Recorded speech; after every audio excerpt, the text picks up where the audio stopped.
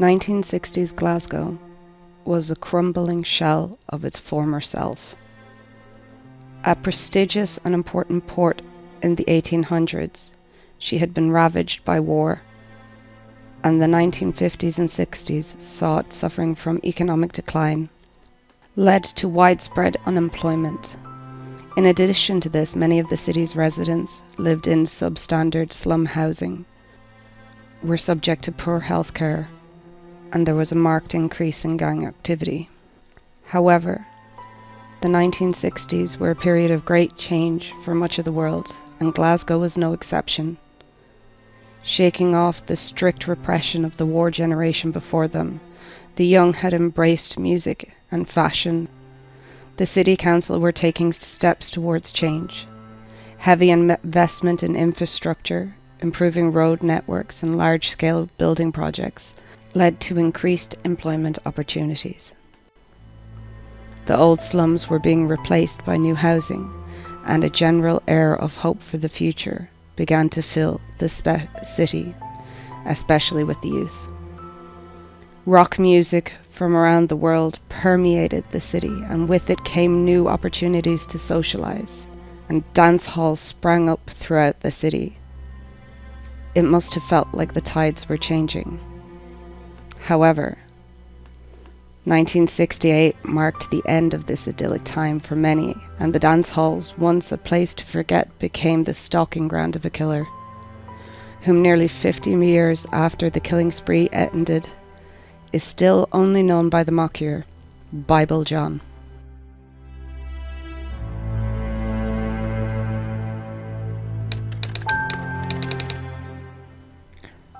On the 23rd of February that year, the naked body of a woman was found on Carmichael Lane by a joiner on his way to work.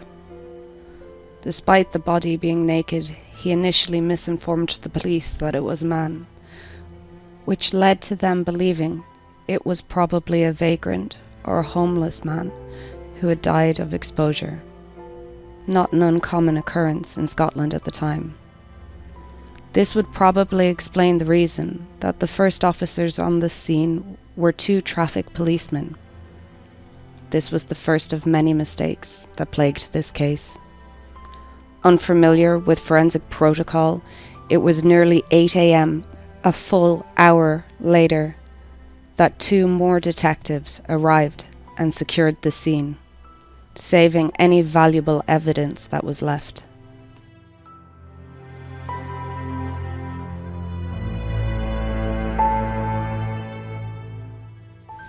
From nearly the beginning, it was clear to police they were dealing with a murder. Dark bruising could be seen around the woman's neck, suggesting she had been strangled. Cuts and bruises on her face and body indicated she had been violently beaten, and later the coroner would confirm she had been raped. No clothes were found on or near the body except for a pair of brown high-heeled shoes and a used sanitary towel, which later would be confirmed as the victim's. Door-to-door inquiries revealed little, save for one woman who claimed to hear a woman scream, "Let me go! Let me go!"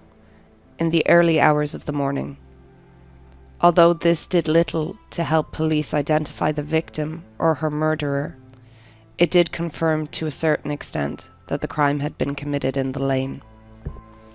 It wasn't till later that evening that the victim was identified as 25-year-old Patricia Docker. Patricia, a nurse, and her 4-year-old son had been living with her parents since she had separated from her husband, a corporal in the army, a year before. The lane where she was found was only a short walk from her home. She was fond of dancing and frequented many of the dance halls in Glasgow.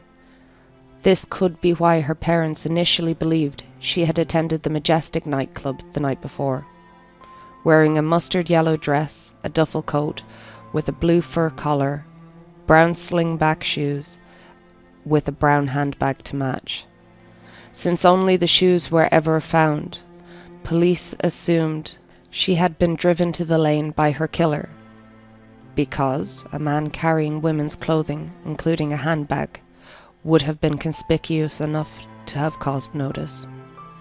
Canvassing began in the majestic ballroom, with police speaking to every patron they could, bar staff and management. Images of Patricia were shown on the dance hall screen, and flyers were handed out. It wasn't till a week later police realised they had been mistaken, and that Patricia had never attended the Majestic that night, and had instead gone to the Barrowland ballroom. They lost precious time.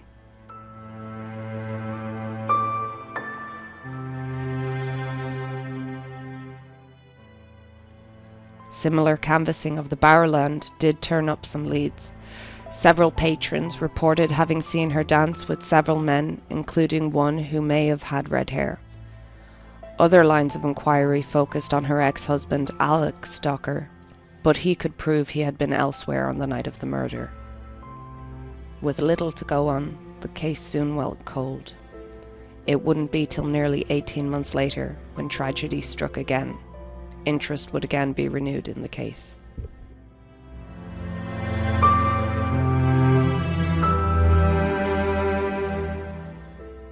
Saturday, August 16th, 1969. Jemima MacDonald's sister Margaret was worried. Jemima, known as Mimi, had not returned home from the night before. It was not like her, and Margaret, who had been taking care of Mimi's 3 children, walked across the landing of her tenement building and knocked on her sister's door. But there was no answer. Growing more concerned, she went outside to ask neighbours if they had seen her. It was while doing this she heard a group of children talking about the body in an abandoned building on McKeith Street. Initially, thinking nothing of it, and with no information as to where her sister may be, she returned home. It wasn't until Monday, with still no sign of Mimi, and with no other idea where her sister might be, that Margaret would go to the abandoned tenement. By then, word had spread about the body, and a crowd had gathered. Pushing her way through, she entered the building, and it was there she discovered the lifeless body of her 32-year-old sister.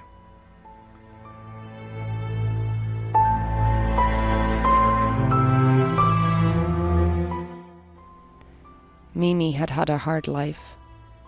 Divorced from her abusive ex-husband, she was now raising her children alone, in relative poverty, in one of the now famous Glasgow slums. But she was not without hope.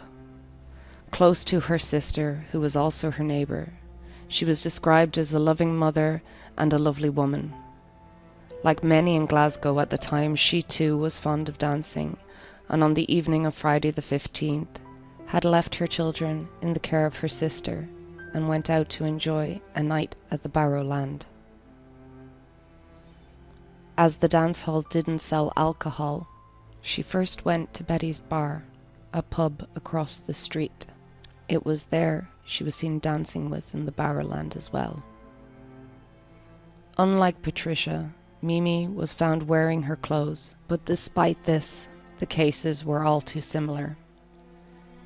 Mimi had been strangled with her stockings, but unlike Patricia, her cause of death had been the beating.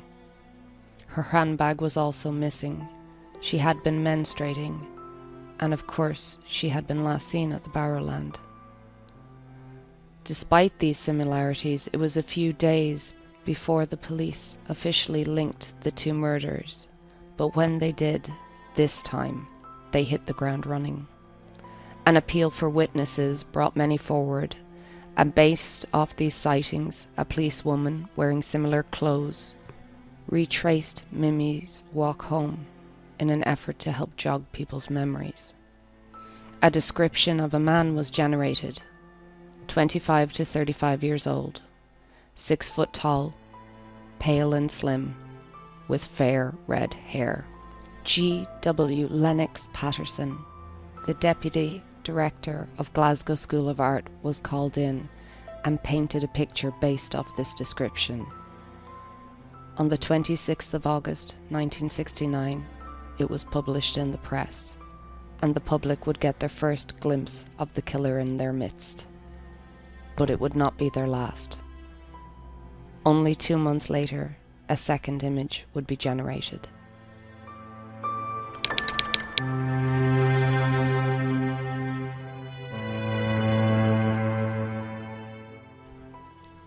On the 31st of October 1969, Bible John's third and final victim was found. Mother of two, 29-year-old Helen Puttock was found mere yards away from her home after attending the Barrowlands the night before with her sister. Helen's husband, a serviceman who was home on the leave at the time of her murder, had given her 10 shillings to get a taxi home safely, but it had done little to protect her. It's hard to understand why people would still attend the Barrowlands after it had been so publicly linked to 2 deaths, but perhaps she had felt safer going with her sister. Once there, Jean, her sister, later stated that they quickly found dance partners, both named John, although she would also state she believed them to be aliases, which were common for married men in dance halls. Since all they wanted to do was dance, she thought little of it at the time. At the end of the evening, Jean's partner left the group to get a bus, while Helen, Jean, and Helen's John shared a taxi.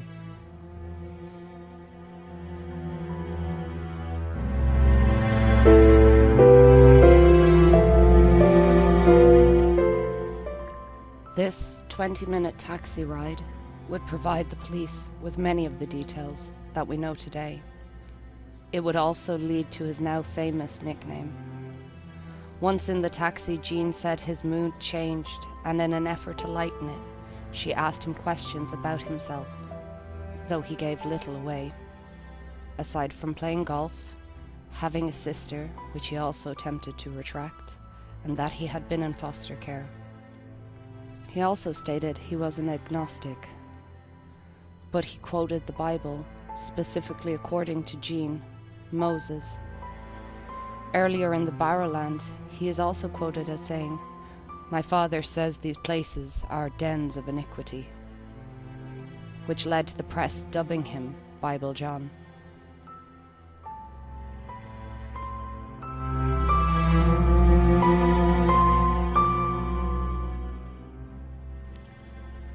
Jean got out of the taxi first, and Helen and John continued on to Helen's home. Once there, Helen got out and John paid. The driver noted that John seemed annoyed that Helen had started to walk away from him, but thinking he was her partner, he drove off. He was the last person to see her alive. Helen's body was found by a man walking his dog in a back garden near the flat she shared with her family. She was partially naked, had been raped and beaten before being strangled with her own stockings. The contents of her handbag were present at the scene, but like the other cases, the bag itself was missing, and she had also been menstruating. Her sanitary towel was found under her armpit, most likely placed there by the killer. Other evidence at the scene were signs of a struggle, including grass stains on the victim, a cheap cufflink, and Helen also had a deep bite mark on her body.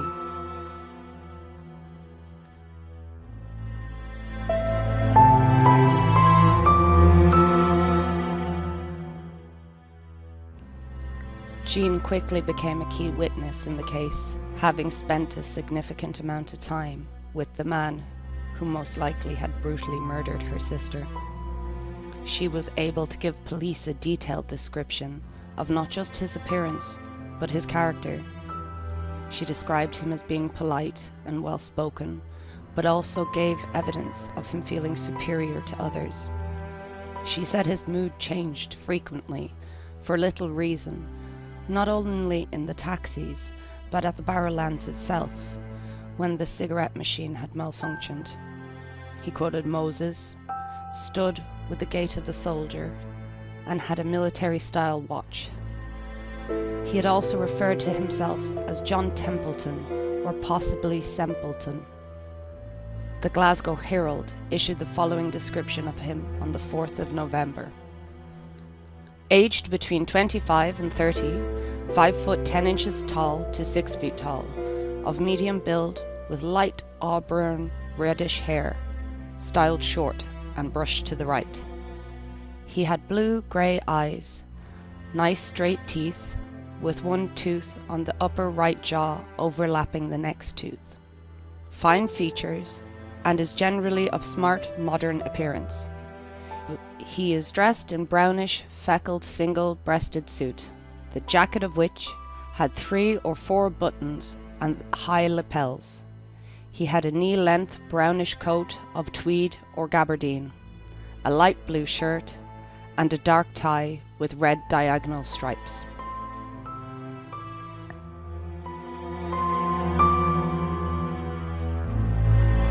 Based off Helen's description, a new identikit of a red-haired man was painted and distributed across Scotland. However, there are many that thought Helen's recollections were impaired and thought it was unwise to give them much credence. Firstly, accusations of her being drunk on the night were put forward, although Helen herself said she was no more than tipsy. Secondly, a bouncer who had been present at the incident at the cigarette machine stated she had been inaccurate in her description, and the man called John did not have red hair but black and was far shorter than she described. Although it was also noted at the time that bouncers in the Barrowlands rarely were called their patrons. It was also questioned whether the original picture of Bible John, released in August, had influenced her description.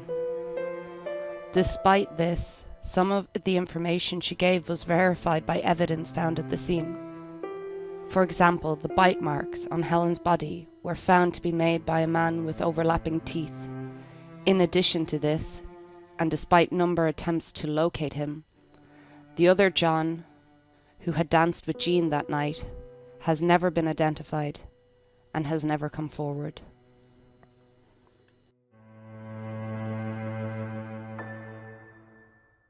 This new image of Bible John generated numerous tips from the general public, which resulted in over 1,000 men being interviewed and cleared. Other witnesses came forward, stating they had seen a man who fit the description given by Jane, specifically being tall and thin with reddish hair, getting on the number 6 night service bus at 2 a.m. on Dunbarton Road. Another witness had seen a man walking quickly on the same street around the same time. A passenger, the driver, and the bus conductor all noted that the man was quite well dressed. He had mud all over his coat and scratch marks on his face. They stated it was clear he had been in some type of physical altercation.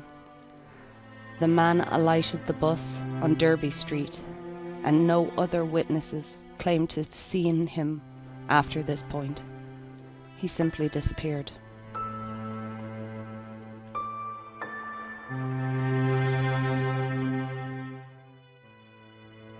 The case quickly became the largest manhunt in Scottish history. Over 100 detectives worked it. 50,000 statements were taken. Plainclothes policemen and women stalked out the Barrowlands and other nightclubs, posing as dancers in the hopes of finding a new suspect. But despite their best efforts, no arrests were ever made, and it would be years before any viable suspects would ever be identified. The case simply went cold. Interest in the case were renewed again in 1996 with the advancement of DNA technology. It was hoped at the time that semen found on Helen's tights could be matched to potential suspects. One body of a suspect was exhumed, but unfortunately, improper storage of the evidence, it was impossible to make a match. Some reports state the tights had been dried on a radiator at the police station, which had degraded the sample. Interest was again renewed in 2007 with the conviction of Peter Tobin.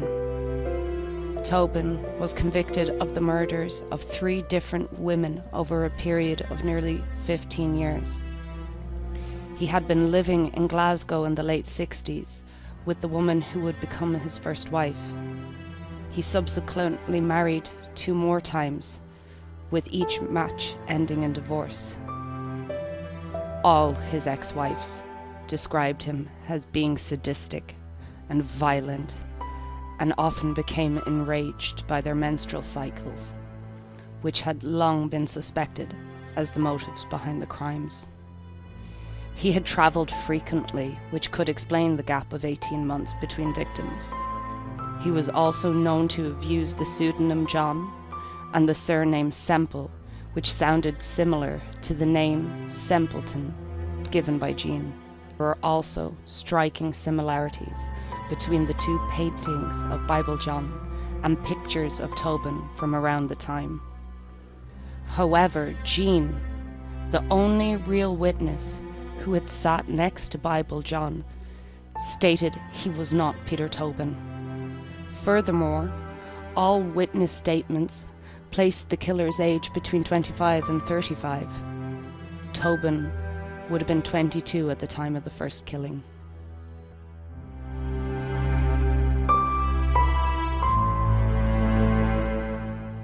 There has also been some debate as to whether or not there was only one killer. And certainly there are those that have worked the case who believe the murders were the work of multiple individuals. No further victims were ever attributed to the Bible John killings, with many speculating that the killing stopped because the perpetrator was either dead or imprisoned for an unrelated crime. In 2010, Helen's sister Jean died. She was the only person confirmed to have come face to face with the suspect,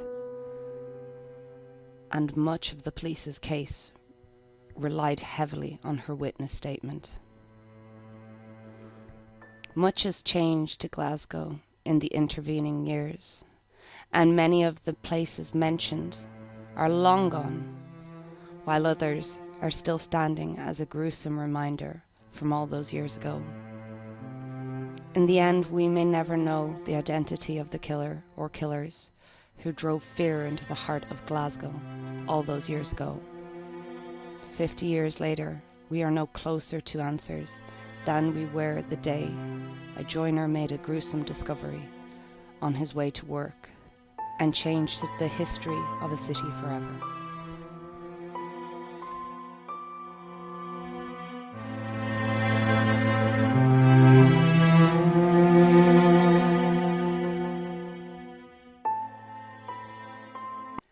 Hello and welcome to my channel, Enigmas from Antiquity. This is my first video of hopefully many videos where I'm going to look at unusual and not so famous stories from history, things that I find interesting. Obviously this one is true crime. I picked Bible John because it's a little nod to my adopted home. But they won't just be true crime, they'll be anything that I find interesting. So biographies, mysteries, just strange things, just stories that I think people should know about, so long as they aren't that well known, I hope. I know Bible John is relatively well known, although there's not that many YouTube videos made about him. There is a lot written on him, which I discovered. It took me about 2 months to make this video because I had to read so much. I didn't want to put information out there that wasn't factual, which gets me back to the end of the videos, is where I want the videos to read like stories. So the end of the video is just going to be bits that I discovered while I was reading and researching, and that I didn't include for various reasons. So there's quite a few things with Bible John that I left out, and there's one mistake that I noticed while editing tonight that naughty me should have corrected, but it is 3 o'clock in the morning and I'm tired. um, yeah, I thought that when I was going to research this that I would be an expert at the end, and to be honest with you, I just feel like I have more questions than when I started. Um, Obviously, I don't have access to the police reports, and even if I did, I'm not going to ride. I'm not going to read. Sorry, 15 or 50,000 police statements. It's just not possible.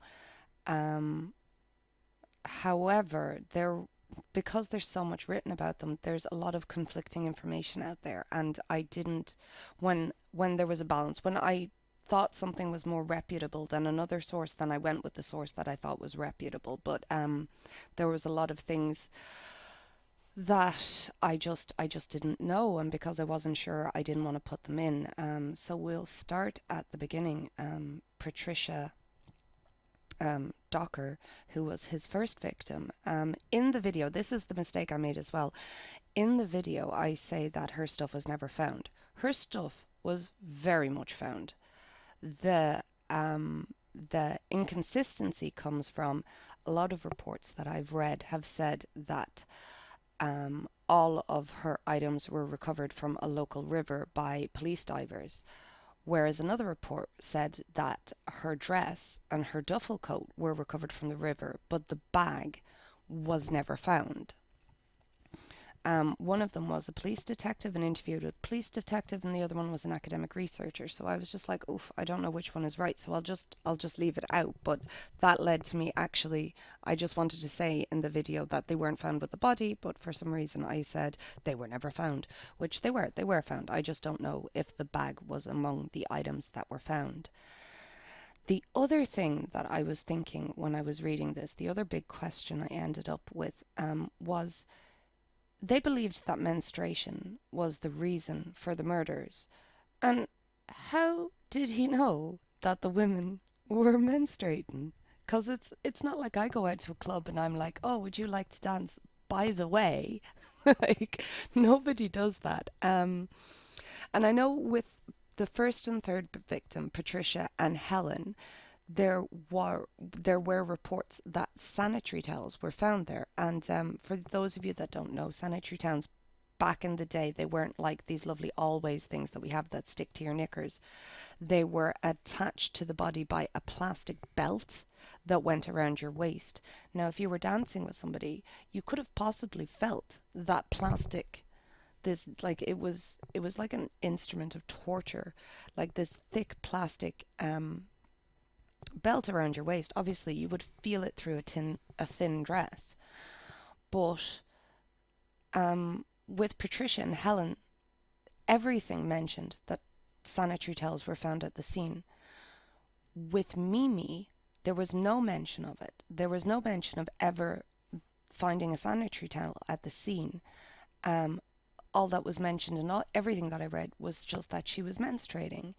Another report I read said that they were all using tampons or sanitary towels. So if Mimi was using a tampon, how did he know she was menstruating? I don't I like that was just never really answered for me. I wonder if it came up in the course of the police investigation, or maybe there was a sanitary towel and people just forget to mention it. I don't know. It was just one of those curious things that I thought of. Um, the other thing that I wanted to talk about that I touched on briefly in the video was the DNA. Now there is a lot of conflicting information with the DNA about the improper storage and that the sample was too degraded to match it to Peter Tobin. But if it was a good enough sample to to eliminate somebody in 1997. And then there was another case in 2004 where they said they had a match of 80% to another crime scene, which meant that somebody related to Bible John had been at a crime scene. But if it was good enough for those samples in 2004 and 1996, sorry, then what happened between then and 2010, I believe, is when they tested Peter Tobin to degrade the sample. Like, it's just, there's a lot of things that aren't explained and there's a lot of things that were conflicting. So I didn't want to touch on that too much because I just didn't want to give false information. Um, but yeah, I like if you have any comments or questions, or if there's anything that you know that I've left out, can you please leave a comment below? Because I'm really curious about this. It's kind of consumed me for the last few months. And if you have any tips about the videos themselves, please leave it below. Be kind. It is my first video that I've ever made. I know it's not great, but it's been a learning curve, and I'm hoping that the next one will be better. Again, thank you for watching, and I will speak to you soon.